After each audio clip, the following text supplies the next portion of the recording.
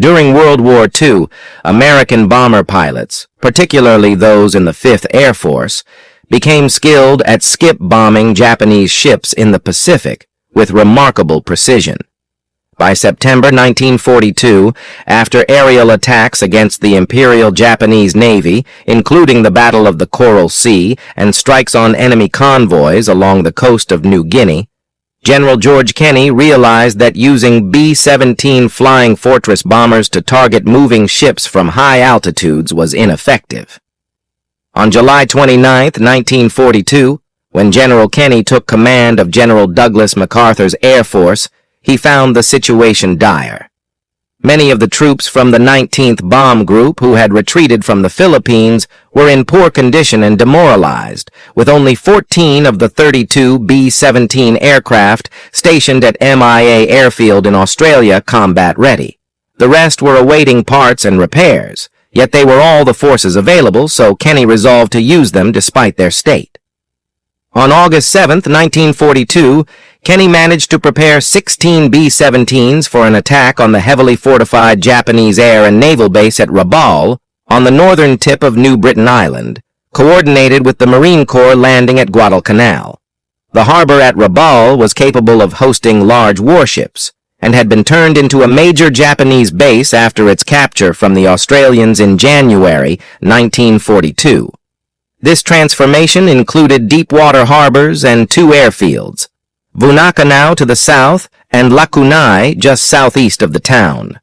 When the 19th Bomb Group attacked Buna on August 7th, they damaged many aircraft and diverted attention from the Allied assault on the Solomon Islands. Over the following months, the 5th Air Force, along with the 19th and 43rd Bomb Groups, continued their attacks on Rabaul and Japanese convoys, supplying troops in northern New Guinea. But bombs dropped from 25,000 feet rarely hit moving ships, with less than 1% hitting their targets, which led to the need for a new method. General Kenney and his aide, Major William Benn, had discussed low-level skip bombing from about 50 feet altitude as early as July. In this technique, a bomb would skip across the water's surface like a stone and detonate beneath a ship with a timed fuse. Although the British had developed the concept, they abandoned it due to the high risk. Kenney and Benn, however, decided to revive it. Initially, they believed only medium bombers like the A-20, B-25, or B-26, which had forward-firing machine guns, could carry out such low-level attacks. According to Lieutenant James T. Murphy, they found that skip bombing would require much practice, especially because daylight attacks on ships with deck guns were dangerous. Kenney eventually assigned Major Benn to lead the 63rd Bomb Squadron of the newly formed 43rd Bomb Group, giving him full authority to develop skip bombing tactics. They concluded that only their long-range B-17s could reach Japanese bases like Rabaul, even though they preferred lighter aircraft. They began searching for the right fuses and initially used Australian-made 10 and 12-second delay fuses, though these were inconsistent. As they trained near Port Moresby, dropping bombs from 50 feet, they realized the bombs were bouncing back due to low altitude, and the fuses did not function reliably. Benn requested better fuses from the United States, since local options weren't dependable.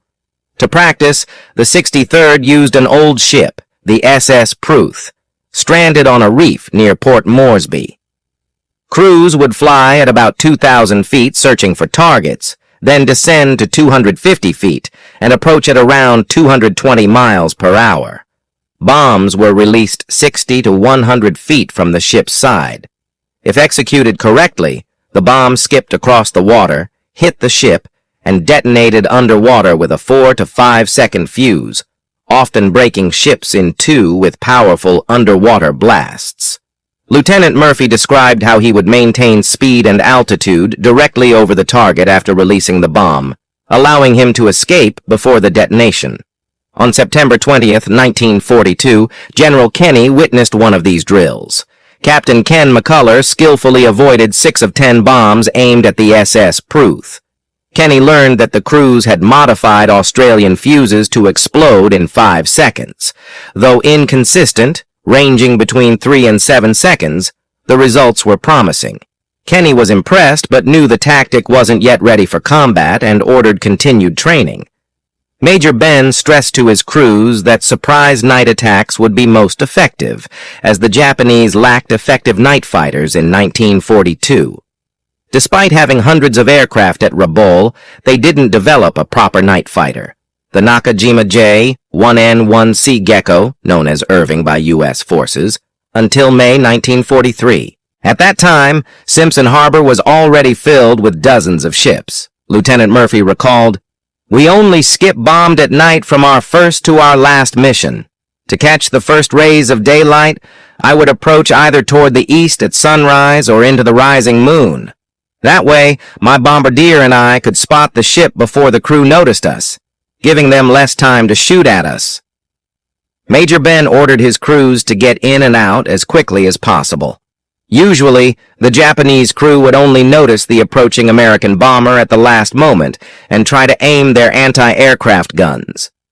Murphy said, "They were either too late, or we only received minor damage." The B-7 crew sometimes made a second run on another ship if they hadn't dropped all their bombs during the first attack. But Ben stressed that they needed to leave before it got too light. "We would fly directly away without gaining altitude, then, once at a decent distance over the water, we would start to gain altitude to return home." Murphy mentioned, "We didn't stay around too long because we could always expect a mass of fighters to try and find us once daylight came." The primary target for the skip-bombing B-7 crew was Japanese transports. Lieutenant Murphy confirmed this, saying, "We would be at different altitudes searching for our first priority, Japanese transports and cargo ships. Our objective was to bomb the Japanese, especially their shipping, transports, cargo, and any protection they had, such as warships." The men of the 63rd Bombardment Squadron practiced skip-bombing runs against an abandoned freighter off Port Morris. They also regularly conducted bombing runs against Japanese infantry at Buna and Gona in northern New Guinea, and sometimes targeted enemy ships along the New Guinea coast. Despite flying missions from Australia into New Guinea, they practiced skip-bombing on the water at Port Moresby between missions. Murphy wrote, "Our ability to skip-bomb for optimum effectiveness was always being tested." In October 1943, the U.S. Army began supplying American-made fuses to General Kenny's 5th Air Force. When the 63rd Bombardment Squadron of the 43rd Bombardment Group attacked a Japanese shipping buildup at Rabaul on the evening of October 22nd to 23rd, it marked the first skip-bombing mission in American history. 6 fortresses from the 63rd Bombardment Squadron left Port Moresby at midnight on October 22nd, followed by 6 from the 64th Bombardment Squadron 43rd Bombardment Group. The 64th Bombardment Squadron attacked from 10,000 feet, drawing searchlights and anti-aircraft fire, while the 63rd Bombardment Squadron used skip-bombing to target the German ships. Captain Franklin T. Green was the first skip bomber to successfully complete the mission. He successfully skip-bombed a light cruiser and a 5,000-ton cargo ship before reaching Simpson Harbor. He then attacked a 15,000-ton cargo ship twice with direct hits. Green observed that the light cruiser was burning, its stern submerged, and both cargo ships were sinking. Within minutes, Captain Carl Husted set a 10,000-ton cargo ship on fire by skip-bombing it within the harbor, while Captain McCuller, flying B-74 1 to 24,521 Blackjack, skipped 2 bombs into the side of a Japanese warship. In just a few short minutes, the 63rd Bombardment Squadron had sunk or damaged at least 5 Japanese ships. According to the 63rd BS historian, it was jackpot night and the first use of skip-bombing.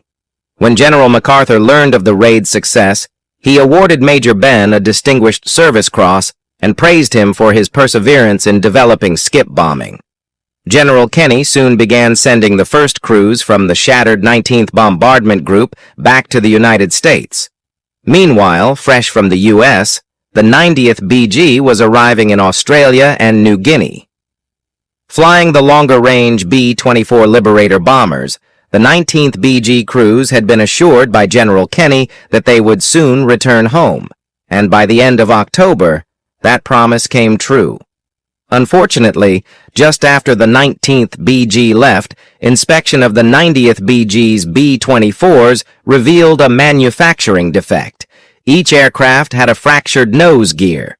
General Kenny had to rely entirely on his 43rd Bomb Group's B-7s and the few remaining fortresses from the 19th Bomb Group, which now made up nearly all of the heavy bomber strength until the flaw was fixed.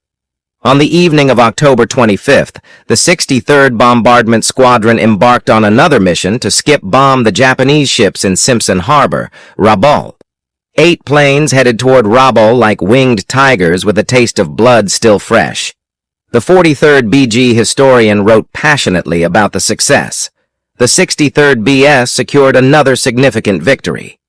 Lieutenant Jack Wilson, piloting B-7F number 41 to 24,551 Fireball Mail, sank a 5,000-ton cargo ship, while Captain Husted severely damaged another. Captain Green also blasted and burned a coaling jetty adjacent to the harbor, with the fire still visible 80 miles away as the planes took off. On October 30th, General Kenny dispatched 10 planes from the 43rd Bombardment Squadron, 43rd Bombardment Group, and the 28th BS-19th BG to attack Simpson Harbor, unwilling to ease the pressure on Rabaul. The 43rd BS went in low, skip-bombed, and claimed kills on 2 destroyers and a large cargo ship. Photos taken the following day showed all 3 vessels half-submerged. The commanders of the South Pacific area reached out to General MacArthur to help them attack Japanese ships in the northern Solomons, specifically in Tonlei Harbor at the southern end of Bougainville Island. Meanwhile, Kenny continued his attacks on Rabaul and the northern coast of Papua New Guinea. On November 11th, a few B-7s from the 43rd Bombardment Group struck the harbor. As they left the area, they saw several enemy ships lining the harbor's east and west banks. At 1:30 a.m. on November 12th, 4 B-7s from the 63rd BS launched to attack Tanalile Harbor, where there were numerous enemy targets. Using the buddy system, the aircraft split into 2 groups, one attacking ships on the east side of the harbor and the other targeting transports on the west. Lieutenant Murphy, flying B-7F-41 to 24,384 Pluto at 2,000 feet, saw the phosphorescent wake of a 10,000-ton transport crossing the bay. He descended for a skip-bombing run. Murphy said, "I picked up the wake of the ship when I leveled off at 200 feet. The X mark I had etched on my glass met the center of the ship as I approached. I yelled, 'Bomb, bomb, bomb, bomb!' Murphy's bombardier released a bomb with each command. The anti-aircraft weapons fired late as Pluto passed over the ship. Murphy continued, 'Our bombs were delivered accurately.' The transport caught fire immediately. Explosions were observed within, and my wingman, Captain Barhea, confirmed that it had flipped over. The other pair of pilots had similar success across the harbor. Captain Fulmer Sogard, flying B-7F-41 to 24,520 flight in Swede, sank a 10,000-ton transport with 1 bomb amidships and 2 more on the waterline. Captain Ed Scott also used skip bombing to hit an 8,000-ton cargo ship with 2 bombs, causing significant damage. Lieutenant Murphy and his wingman, Captain Heichel, left Port Moresby at 1 a.m. the following night, still piloting Pluto, to conduct another raid on Tonlei Harbor. Between New Guinea and Bougainville, they encountered a strong storm, hoping their engines would hold out. They arrived at the harbor just as the moon was rising. Murphy began descending for a skip bombing run when his number 4 engine was hit by an anti-aircraft shell. Despite the damage, Murphy steered Pluto down to 200 feet and dropped 2 1,000-pound bombs on the ship, quickly feathering the propeller.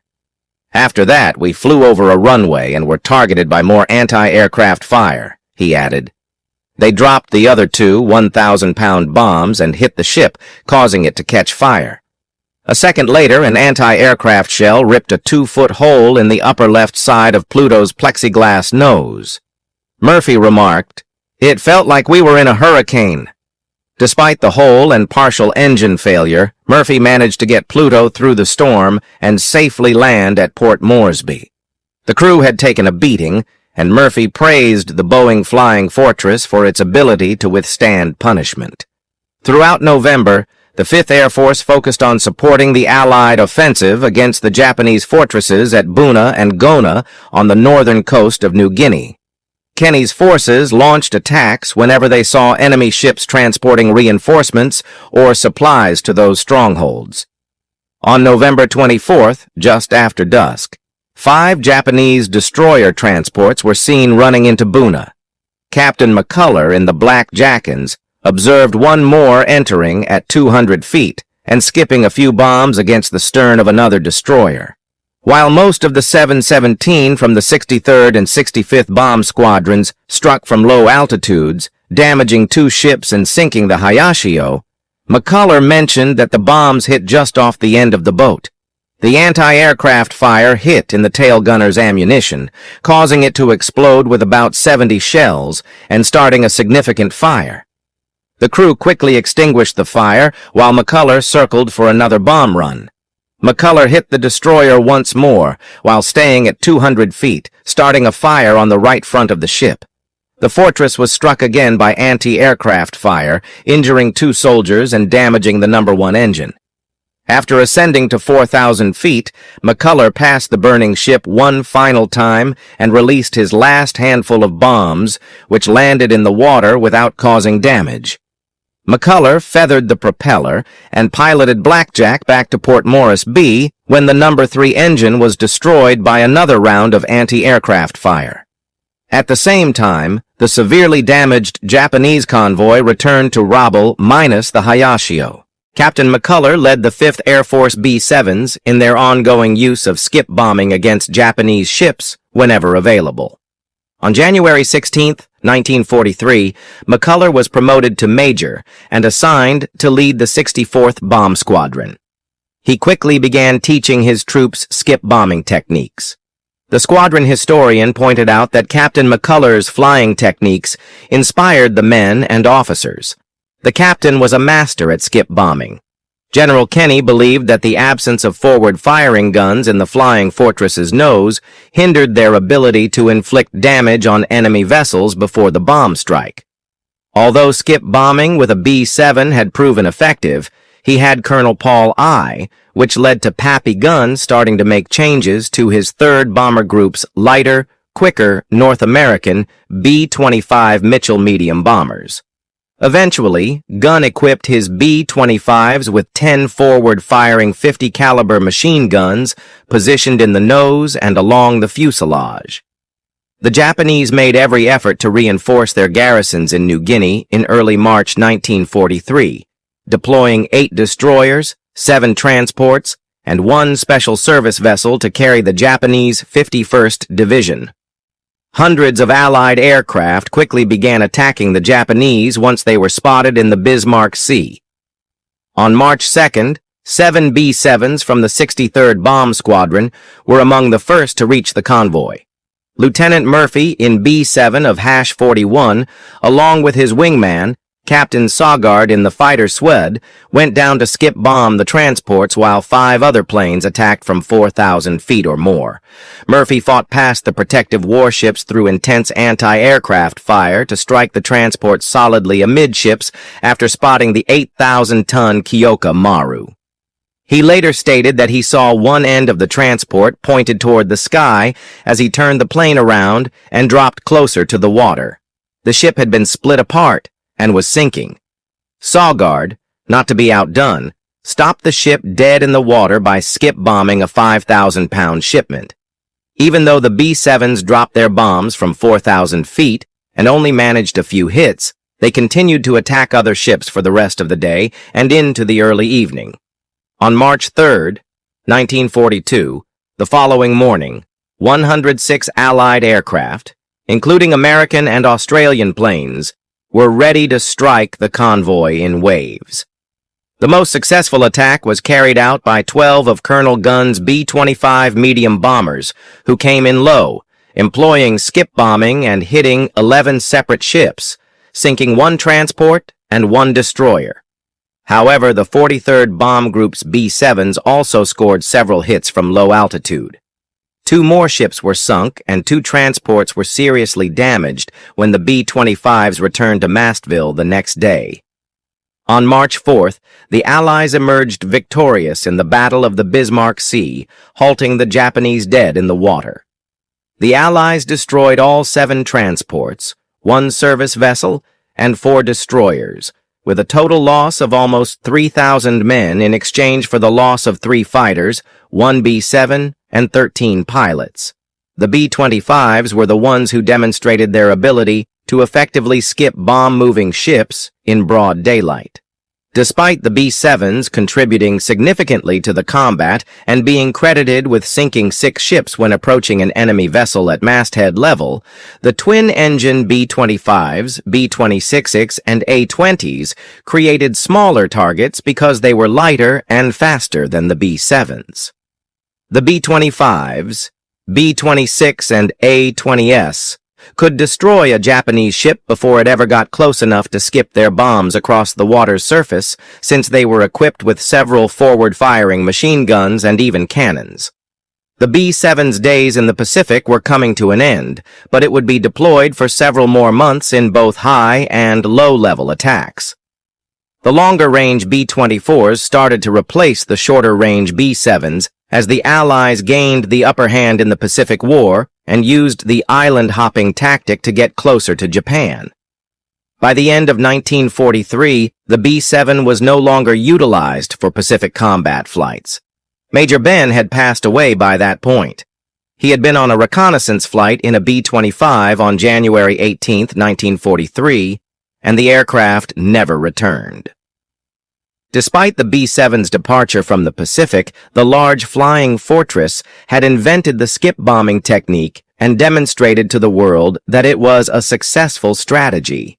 The crews of the smaller, faster twin-engine bombers would continue to employ skip bombing until Japan's surrender on September 2, 1945. In Bensonville, Illinois, John Eric Saylor, a retired university police officer, now teaches social studies to 8th graders. He lives in River Grove, Illinois, and is the author of 4 books, including Blossoming Silk Against the Rising Sun, U.S. and Japanese Paratroopers in the Pacific in World War II.